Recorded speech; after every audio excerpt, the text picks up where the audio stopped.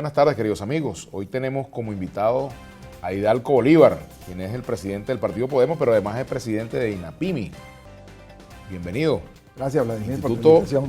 De la pequeña y mediana industria, ¿no? Sí. De promoción de la pequeña y mediana industria. Bueno, Hidalgo, estábamos hablando aquí, yo me estaba sonriendo un poco porque yo decía que tú eres un sobreviviente de tantas podas, tantas pugnas, tantas cosas, tantas idas y venidas en el chavismo, ¿no? Y prácticamente de ese más que en 1998 apoyó a Chávez, de los principales dirigentes, pues casi que el que queda eres tú. Bueno, pero además quiero decirte lo siguiente. Es así, ¿no? Yo diría, a mí no me gustaría decir que no existen otros. No, otros, pero de los conocidos, de los más relevantes, me refiero. Pero además déjame decirte que sin el MAS en ese momento Chávez no hubiera ganado. Porque el cuento hay que echarlo completo. La alianza del 98 le permitió a Chávez obtener 730,000 votos. Del MAS y del PPT que también sacó su El MAS parte, ¿no? y el PPT que le dieron la diferencia para obtener el triunfo. No se ganó con hegemonía. Sin embargo, el gobierno chavista en general ha sido un gobierno hegemónico. No crea. De todos estos tiempos. Bueno, Yo creo que ha sufrido metamorfosis. ¿Verdad? Yo creo que en general en los 18 años ha sufrido mucho. Acuérdate que en el inicio del gobierno de Chávez hubo mucha amplitud.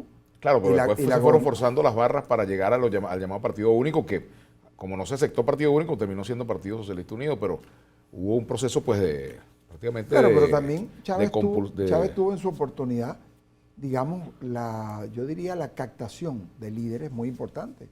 Ali Rodríguez Araque. Bueno, por supuesto que está, que por cierto está muy mal de salud. Bueno, saludos a su familia. Sí, pero ¿a quién se le debe? Mira, parte de la política económica petrolera de este país, ¿verdad?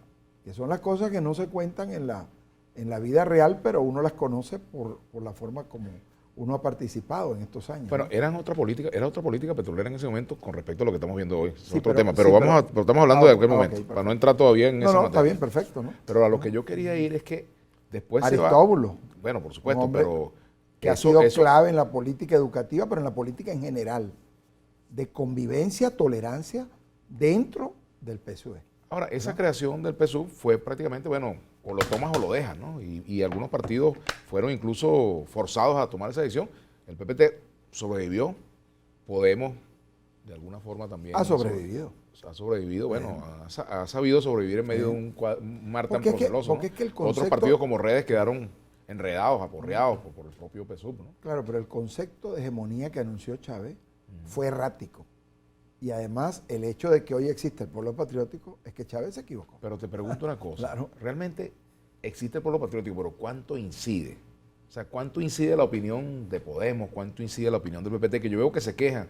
Por ejemplo, el PPT vive pidiendo un gobierno del pueblo patriótico y que, bueno, que los tomen en cuenta y etcétera, pero el gobierno los toma muy poco en cuenta, el de Chávez y el de Es que yo creo y que... al Partido Comunista ni se diga, y sobre todo por ser el más crítico de todos, ¿no? Mira, el presidente Maduro llevó al pueblo patriótico en su totalidad a Miraflores desde el mismo momento que asumió su responsabilidad.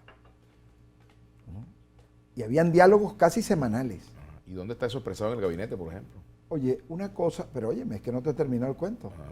Ahora, una cosa es que el presidente Maduro te permita como pueblo patriótico discutir, compartir, pero tiene que haber una relación de respeto y de convivencia, ¿verdad? O sea, una cosa es, y lo voy a decir en términos muy afectivos, pero también respetuosos, el Nicolás que compartió, ¿verdad?, en funciones laborales al presidente de la República. Entonces tú no puedes perder la condición de la autoridad. Porque una de las cosas que también tiene que resolver el pueblo patriótico es que no puede haber muchos jefes. O sea, esto se ha sostenido porque hay una jefatura política. Con aciertos, con errores, pero fundamentalmente aciertos. Fundamentalmente aciertos. Y en el PSUV Tú no puedes... hay un solo jefe. Yo sí creo que hay un solo jefe, ¿verdad? Ahora, un jefe que ha sabido entender su liderazgo y ha sabido entender que hay que compartir la acción de la gobernabilidad. Quienes dicen, por ejemplo, que hay fisuras entre Diosdado Cabello y Nicolás Maduro, están equivocados. Hay Mira, una unidad pétrea, que tú la ves así, Mira, Vladimir, pregunto. uno en familia tiene diferencias, ¿verdad? Para no entrar en detalle, tú y yo, ¿verdad? Que la sabemos. Ahora, existen las diferencias. ¿Cómo no va a existir un partido político? Y sobre todo la magnitud del PSUV, cómo ha crecido. Ahora, ¿qué es lo grande? que el liderazgo del presidente ha comprendido que las fisuras son parte de una estrategia que está montando la oposición en una nueva estrategia política. Yo, por ejemplo, te puedo decir, mira, el caso de Brasil, ¿no? Vamos a hablar de eso. Sí. Pero antes de entrar en Brasil, Sí, pero, yo te quiero preguntar, antes ajá, de eso, ¿no habría sido más práctico para un líder como tú y como otros que están en Podemos estar dentro del PSUV y tener una mayor incidencia en las cosas que ocurran? ¿O tiene sentido que existan esos partidos distintos al PSUV hoy? Es que yo creo que el hecho de que exista, ¿tú sabes cuántos partidos tiene China? Ujú. No es un solo partido. Ujú. Hay alrededor de 36 partidos Claro. que forman parte del comité central de la Alianza de Gobernabilidad. La única experiencia que hay en América Latina y en el mundo, o por decir América Latina, es Cuba, porque fue una realidad distinta.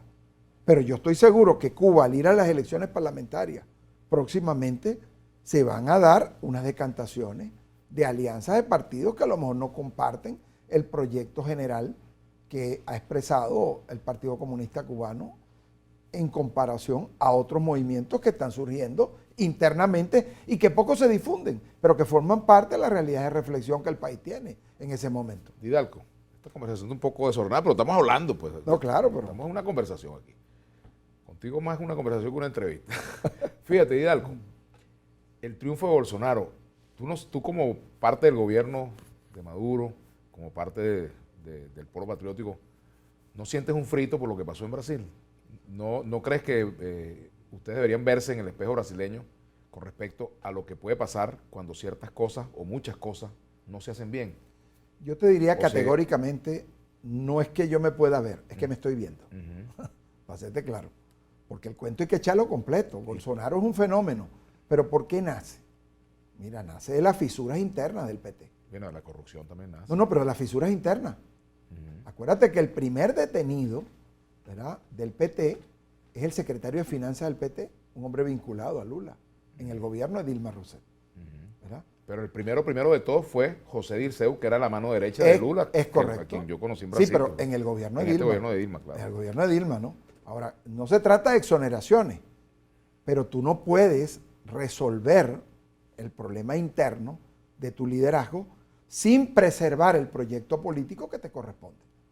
Y yo creo que la madurez que ha tenido el presidente de la República, ahora que ha salido, tú sabes, no sé si lo quieres conversar ahorita, pero ahora que ha salido este chavismo que llaman chavismo originario, ¿no? Habrá tiempo, ya vamos a tener tiempo. Ah, bueno, perfectamente, quería saber si estaba en la agenda, ¿no? No, por supuesto. Entonces, ¿qué pasa? Fíjate a dónde los llevó. A una inhabilitación y destitución de Dilma y a una cárcel, Para injustamente a Lula, que no pudo hablar, no pudo participar, no pudo ni siquiera votar en las elecciones. Bueno, aquí de los Brasil. presos políticos tampoco votan Óyeme, bueno, pero eso es un derecho. y no lo respetan. No, pero es un derecho. Es un derecho. Derecho aquí en Brasil, en Venezuela no y es en todas respetado. partes. ¿Verdad?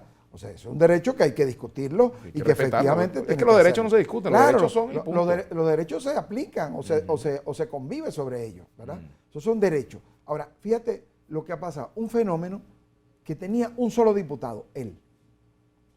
Desde el año 91. Es correcto, Porque desde el, año pequeñitos. desde el año 91. Pero acuérdate también que Brasil venía de vivir color de melo.